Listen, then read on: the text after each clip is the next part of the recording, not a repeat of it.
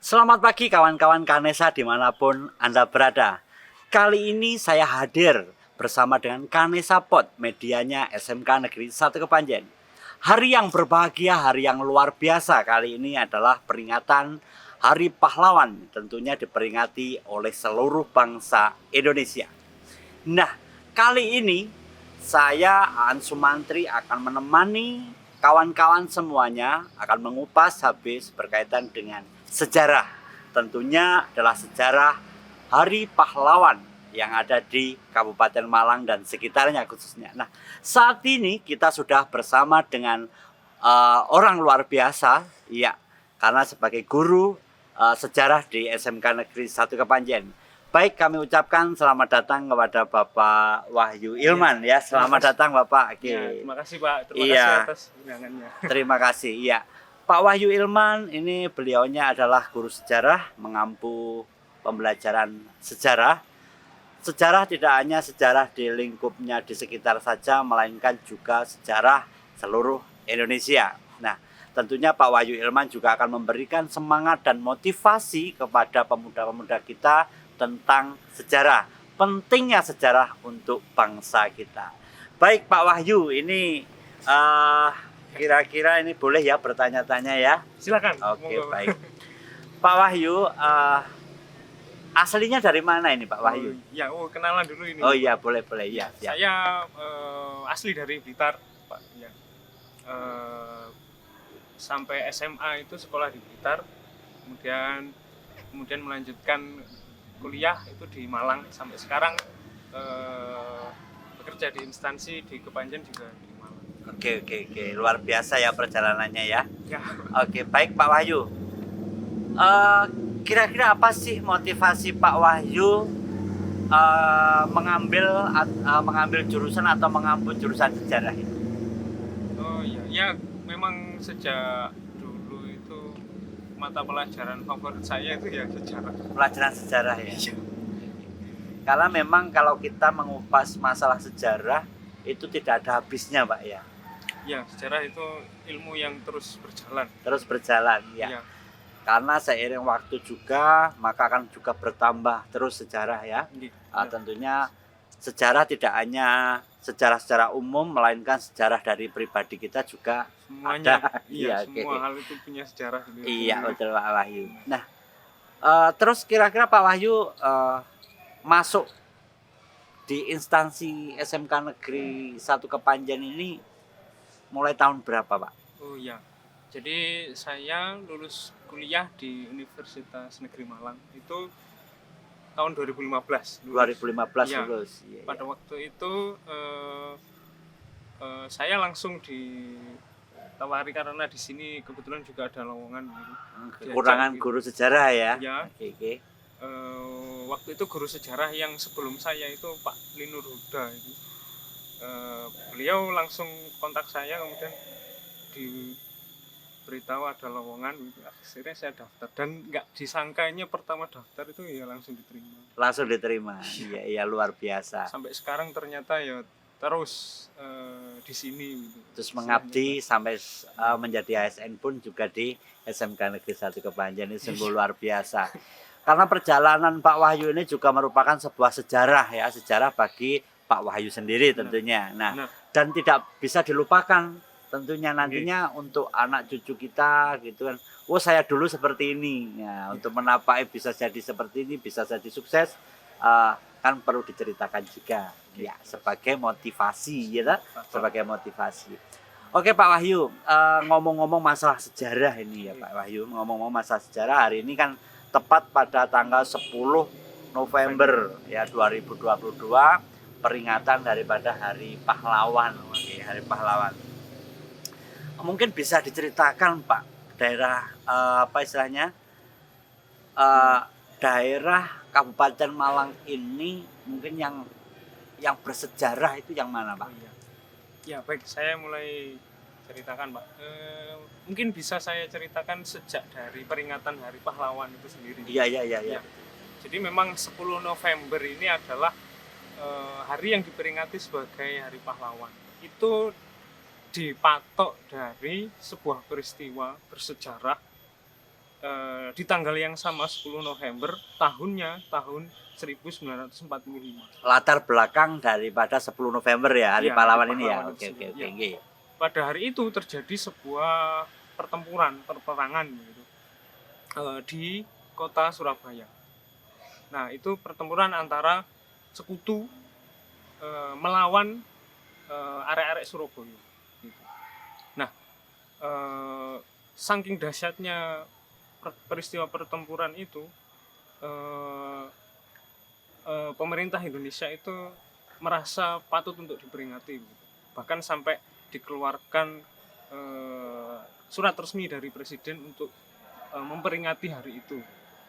Akhirnya sekarang kita selalu memperingati biasanya dengan upacara-upacara gitu. Iya, betul. Dengan tabur bunga di makam-makam pahlawan dan lain-lain. Karena pada waktu itu terbukti banyak perjuangan bangsa kita, terutama arek-arek Surabaya itu yang sangat memberani mereka. Walaupun perbedaan kekuatan dengan musuh itu sangat mencolok sekali. Korban di pihak kita, pahlawan-pahlawan yang gugur di pihak kita itu jumlahnya sangat banyak, tetapi tidak menyurutkan Semangat. penerus-penerusnya itu Penerusnya, untuk iya. tetap berjuang melanjutkan usahanya gitu Pak. Nah terus kemudian itu adalah bisa dikatakan pertempuran pembuka, jadi perjuangan yang membuka perjuangan-perjuangan sesudahnya, termasuk di daerah Malang sini. Jadi rentetan usaha perjuangan itu mulai dari Surabaya sampai ke Malang ini itu berurutan gitu. Ya. Dan kalau kita ngomong tentang sejarah perjuangan di daerah Malang itu kita harus bahas satu orang tokoh namanya Mayor Hamid Rusdi. Oh, beliau pejuang pahlawan yang ada di Malang ya? Ya, salah satu tokoh pejuang dari Malang yang sangat hebat perjuangannya begitu Pak. Banyak menginspirasi orang-orang Malang. Sebenarnya kan Pak Wahyu, sebenarnya siapa sih beliau ini, Mayor Hamid Rusdi ini? Ya, jadi ini saya jelaskan profilnya beliau ya Pak. Iya. Jadi beliau itu merupakan anak dari orang biasa saja di Malang ini. Beliau itu lahir tahun 1911 itu di daerah Pagak, Kecamatan Pagak, Malang Selatan ini, dekat dengan Iya, Malang Selatan. Itu, betul. Kemudian beliau itu semasa hidupnya mulai dari muda sampai dia karirnya yang paling puncak itu di TNI gitu.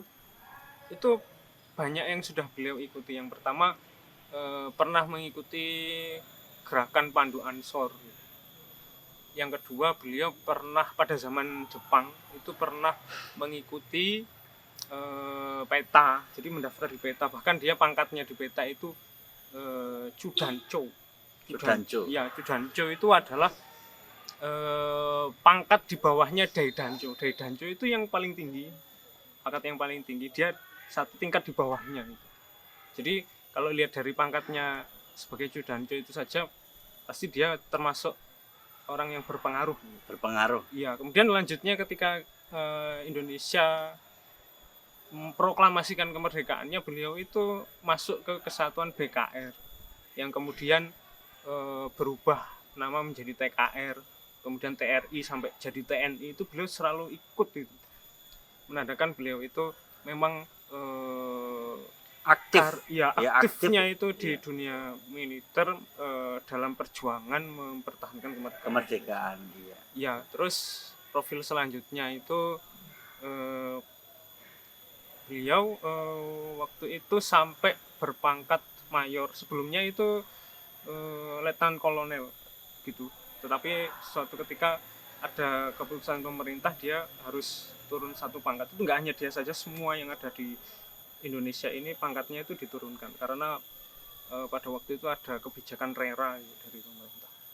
Terus, dalam kehidupan sehari-hari juga beliau termasuk baik. Istrinya itu bernama Ibu Siti Fatimah.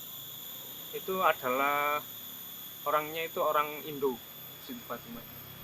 Jadi beliau itu punya darah Jerman. Gitu. Kemudian titik karirnya yang terakhir itu beliau gugur Pak di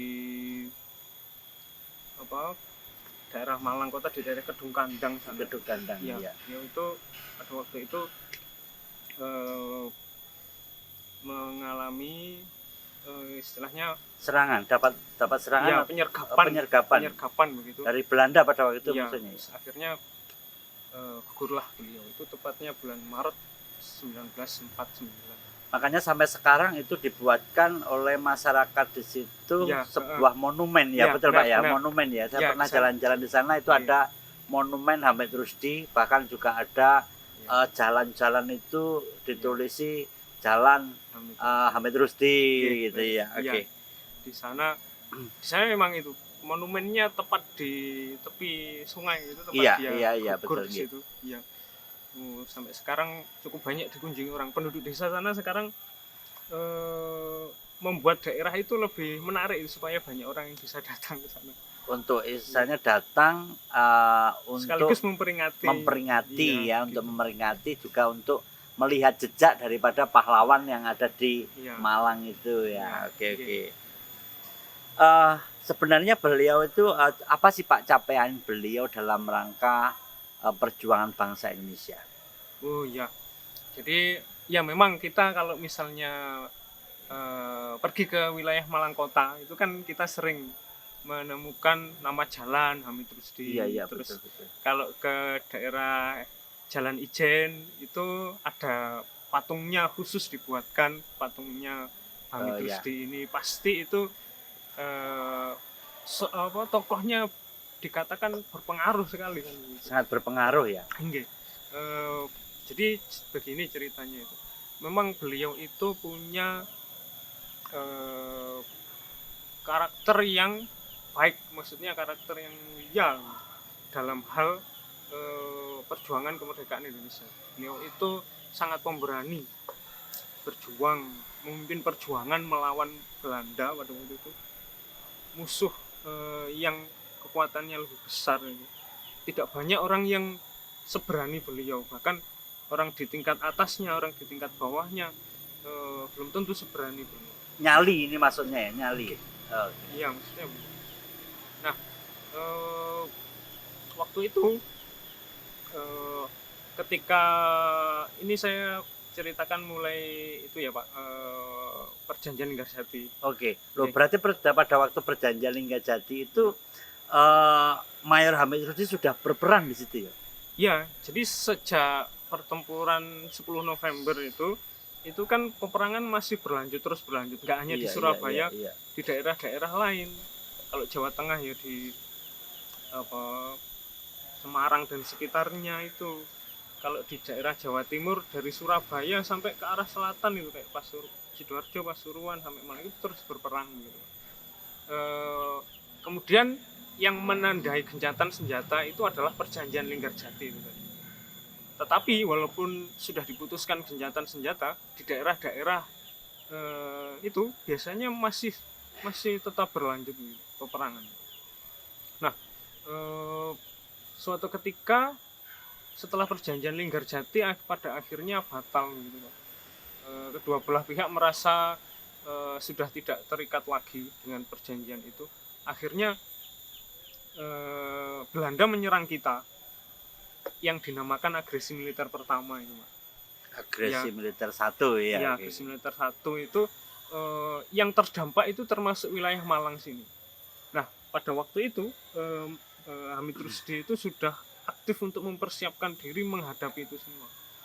Jadi orang-orang seluruh Malang ini, pejuang-pejuang dari Malang ini sebelum Belanda datang ke Malang itu mengadakan yang namanya strategi bumi hangus. Jadi mirip seperti di Bandung, Lautan Api ya, gitu. Malang juga sama, tetapi istilahnya Malang bumi hangus. Malang bumi hangus. Ya benar. Jadi gedung-gedung yang strategis itu sama pejuang-pejuang kita dibakar semuanya, Pak. Bakar semuanya. Gedung-gedung tempat daripada para Belanda ini. Ya, yang kemungkinan nanti oleh Belanda itu Dijadikan dijadikan tempat markas. strategis ya. Oh, oke. Dibakar semuanya. Setelah dibakar, pejuang-pejuang kita itu menyingkir ke Malang Kabupaten, gitu. Nggak hanya gedung-gedung itu yang dimusnahkan dengan cara dibakar, infrastruktur yang lain juga sama. Seperti contohnya kayak jembatan-jembatan itu dibom supaya dia runtuh, untuk menghambat patah, transportasinya ya. Itu menghambat transportasinya. Salah satunya jembatan itu yang di daerah Buring Yang sekarang dibangun jembatan besar itu, Pak. ya itu dulu pernah dibom, patah gitu. Terus satu lagi itu jembatan yang di Kendal Payak itu, Pak, yang arah ke Bulu Lawang itu. Setelah ada itu. pertigaan Kendal Payak kan betul. Itu juga pernah dibom. Tapi kalau khusus yang itu karena konstruksinya kokoh, jadi dibom 3 kali itu nggak rusak-rusak. Akhirnya terpaksa ditinggalkan. Nah, pertahanannya pasukannya Hamid Rusdi itu terpusat di Malang Kabupaten, di Bulu Lawang, dan pusatnya itu di Turen, di situ. Nah, di Turen di Pakissaji juga sama, tetapi agresi militer itu dikatakan memang kekuatan musuh itu kuat sekali, hebat sekali gitu. Akhirnya kita membuat perbatasan yang paling depan itu hanya sampai Pakissaji gitu. Tapi walaupun seperti itu, kita tidak kekurangan strategi gitu. Ada strategi yang lain yang unik yang dibuat oleh para pejuang kita. Itu namanya strateginya Wingate Action. Gate. Ya, gitu. Itu meniru strateginya para pejuang di Myanmar, gitu, Pak. Jadi strateginya itu adalah ketika musuh itu menyerang sampai ke perbatasan kita, itu kita malah justru tidak mundur, tetapi kita menyebar di kanan kirinya musuh, kemudian kita malah masuk ke dalam wilayahnya mereka. Musuh itu jadi model tapel kuda gitu ya, Pak? Iya, jadi masuknya kita itu tidak diketahui oleh mereka. Kalau strategi yang biasa musuh maju kan, kalau kita kalah kan kita malah mundur kan. Kalau begitu kan kita malah rugi wilayah, rugi akhirnya wilayah juga kan Tapi kalau kita karena kita unggulnya gerilya, jadi kita menyebar, malah justru kita masuk ke dalam wilayah-wilayahnya musuh itu dengan cara gerilya.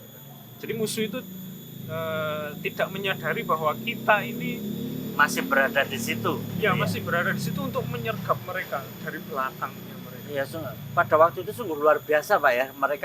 Bangsa kita sudah memiliki strategi yang sungguh luar biasa ya, untuk memukul mundur daripada penjajah itu. Iya, jadi saya katakan memang mereka sama sekali tidak muncul rasa putus asa, walaupun kekuatannya beda jauh dan banyak korban yang mereka dapatkan, banyak korban di pihak mereka yang muncul, tapi mereka pakai cara apapun supaya bisa tetap berjuang.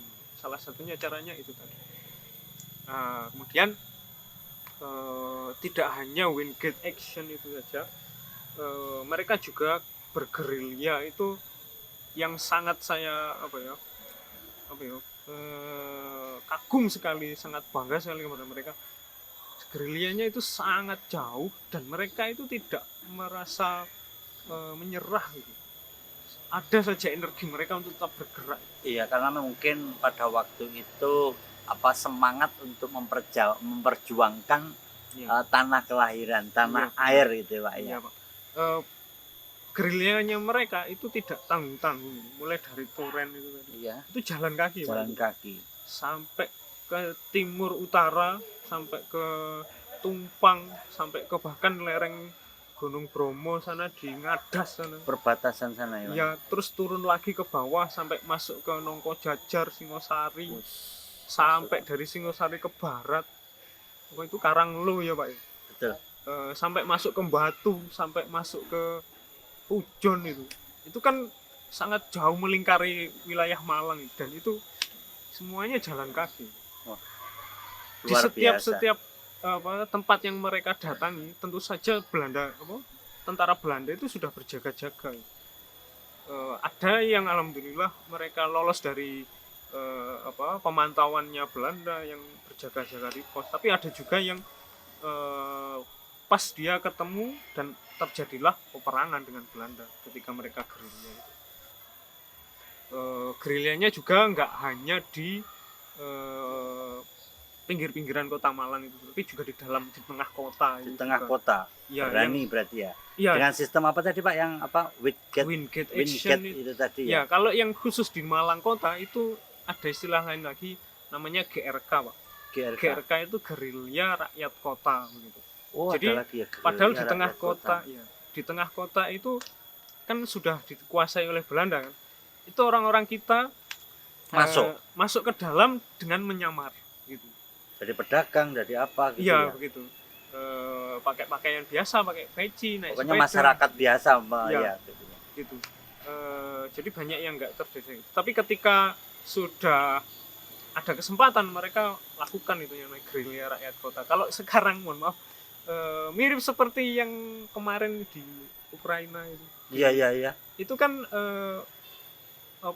tentaranya Ukraina melakukan gerilya di kota juga. Iya, Mirip betul, seperti betul. itu. Jadi yang mengenal kota itu adalah tentara negaranya sendiri. Jadi mereka naik ke gedung, membidik musuh yang lewat.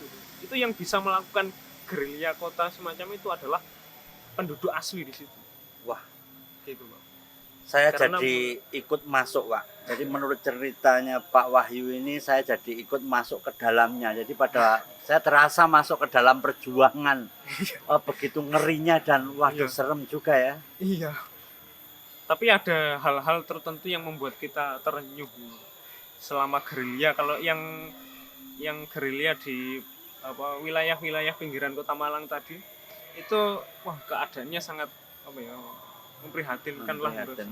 Ya, mereka itu kebanyakan berjalannya itu di tengah hutan, jauh dari penduduk. Ya, ada penduduk tetapi cukup jarang lah mereka temui. Setiap kali melewati ladang, biasanya di pegunungan ada ladang, itu apa-apa saja yang bisa dimakan ya dimakan, walaupun itu kurang layak. Misalnya buah-buahan mentah, pisang mentah, itu dimakan karena mereka sumbernya makanan ya hanya itu. Iya. Itu kalau kebetulan lewat perkampungan, sangat mengharukan sekali. Penduduk itu tidak segan-segan memberikan apa yang dia punya, walaupun penduduknya pada waktu itu juga bukan orang-orang kaya, itu orang-orang biasa pedesaan, tetapi apa yang mereka punya diberikan untuk kepada Iya. tentara tim dari Iya, Mayor Hamid Rusdi tadi Pak. Iya, gitu Pak. Luar biasa. Terus pada waktu ketika pas kebetulan disergap oleh Belanda kan, terpaksa akhirnya kan mereka berperang. Mereka berperang itu mungkin ada yang gugur, itu akhirnya penduduk itu juga menolong mereka, menguburkan secara layak di dekat tempat pertempuran itu. Jadi membantunya sangat banyak. Penduduk itu bisa dikatakan mata dan telinganya para pejuang itu sendiri. Gitu. Kalau di daerah kota mereka mata dan telinga, kalau di daerah pedesaan mereka itu membackup semua yang mereka bisa, yang dibutuhkan oleh para tentara itu, para pejuang. Nah, keadaannya terus seperti itu, Pak. Sampai ada yang namanya perjanjian Renville.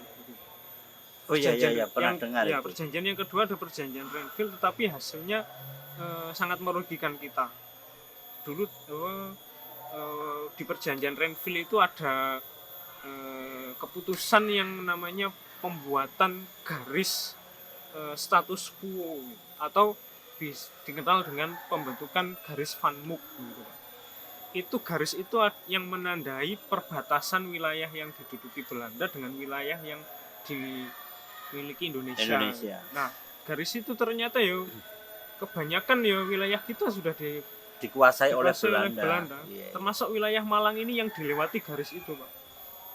Jadi wilayah Malang Kota, daerah Batu, sampai kalau ke selatan ini sampai pakai saji itu tadi. Oh, perbatasan pakai saji ya. Ya perbatasan pakai saji dengan Malang. Itu daerah utaranya itu sudah dianggap miliknya Belanda. Ya berdasarkan garis Van Mook. Garis Van Mook tadi ya. Makanya di pakai saji itu ada monumen pahlawan juga ya. Mungkin mungkin juga ada sangkut pautnya dengan apa? Mayor Hamid Rusdi. Iya benar kalau yang itu.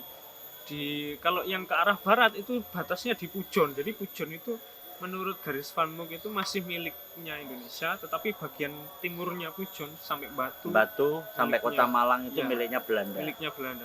Kemudian karena garis Van Mook itu sudah diresmikan gitu ya Pak, ditandatangani oleh Indonesia dan Belanda, maka Belanda itu boleh mengatakan begini, semua wilayah yang sudah diduduki oleh Belanda, kalau ada di dalamnya para pejuang Indonesia itu harus keluar, harus berpindah.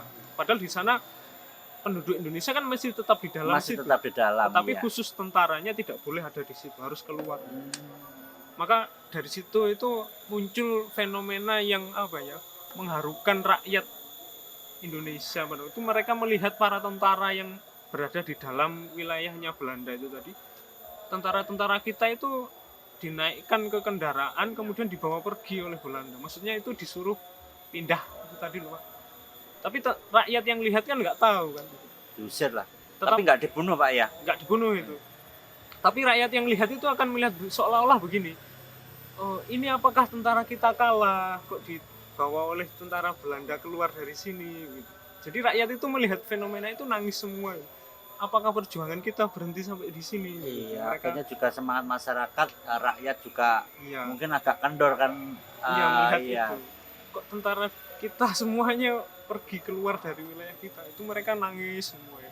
Menandakan pada waktu itu yang berjuang tidak hanya pejuangnya, rakyat semuanya ikut berjuang walaupun membantu sebisa yang mendoakan, membantu material yang mereka butuhkan. Yang dia punya apa, yang dibutuhkan apa, adanya apa, sudah pokoknya untuk membantu demi kemerdekaan bangsa. Sebenarnya sudah merdeka kan Pak itu ya? Ya itu sebenarnya perjuangan mempertahankan kemerdekaan. Memang kalau untuk mempertahankan itu lebih sulit Pak daripada untuk mencari.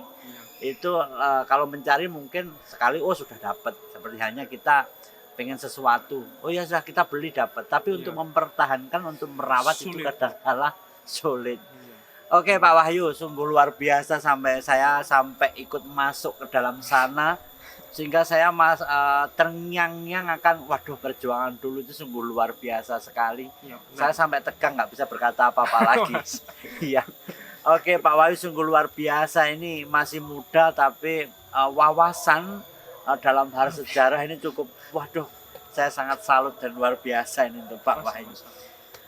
Mungkin bisa disampaikan juga Pak, nilai-nilai apa yang bisa kita jadikan teladan dari ketokohan beliau? Jadi ini khusus untuk Hamid Rusdi. Iya, tokoh beliau. Tentunya kan kita ini saat ini berada di Kota Malang, di Kabupaten Malang, tentunya mungkin untuk siswa-siswa kita dan juga pemuda-pemuda yang lainnya ada di sini. Ya, jadi Mayor Hamid Rusdi itu memang patut untuk kita kenang terus tokoh begitu. Tujuannya monumen-monumen yang dibuat di Malang ini supaya generasi penerusnya itu ingat akan beliau, tetapi ingatnya itu adalah yang paling benar itu adalah mengenang jiwanya beliau yang beliau tunjukkan ke seluruh warga Malang. Jiwa semangat. Ya, beliau itu jiwanya sangat berani melawan musuh yang mengancam negara, bagaimanapun keadaannya. Kemudian beliau itu juga memiliki ketulusan untuk berjuang. Penderitaan yang beliau alami itu masih lebih ringan. Yang lebih berat itu adalah bagaimana mewujudkan kemerdekaan negara kita itu yang terus bertahan sampai di masa depan, gitu Pak. Itu yang ingin disampaikan kepada generasi penerus bahwa dengan semangat-semangat itu diharapkan para generasi itu bisa tetap menjaga kemerdekaan kita agar terus ada sampai masa depan. Jadi tetap kepada anak-anak kita, pemuda-pemuda kita itu harus tetap istilahnya mempertahankan jiwa pahlawan di dirinya ya. Iya. Jadi untuk teman-teman semuanya, siswa-siswa kita berarti tetap harus jiwa pahlawan, kepahlawanan daripada Mayor Hamid Rusdi harus tetap kita tanamkan. Nah, ini adalah salah satu cara untuk mempertahankan kesetiaan, ketulusan, cinta terhadap tanah air, bangsa dan negara. Ya. Oke Pak Ayu, terima kasih. Nah, ini harapan jenengan Pak untuk kesadaran akan pentingnya sejarah ke depan. Ya, sedikit saya katakan Pak. Ya. Jadi mempelajari sejarah itu tidak hanya menghafalkan peristiwanya, menghafalkan tokoh-tokohnya, menghafalkan tahun-tahunnya, gitu. Tetapi mengambil hikmah dari peristiwa itu. Yang penting adalah bagaimana kita bisa bersikap menjalani hidup kita dengan lebih baik dengan cara mengambil hikmah dari apa yang sudah terjadi pada masa lampau. Jadi seolah-olah kita itu berjalan ada arahnya. Ada arahnya. Iya, berjalan ke masa depan itu ada Tujuannya, pemandunya, pedomannya dari masa lalu kita. Iya. Oke. Terima kasih, sungguh luar biasa Bapak Wahyu sudah hadir bersama kita dalam podcast Kanesa, medianya SMK Negeri 1 Kepanjen. Nah, sungguh luar biasa yang disampaikan oleh Bapak Wahyu berkaitan dengan sejarah dan Hari Pahlawan pada umumnya, dan di saat ini kita berbicara tentang sejarah daripada Mayor Hamid Rusdi.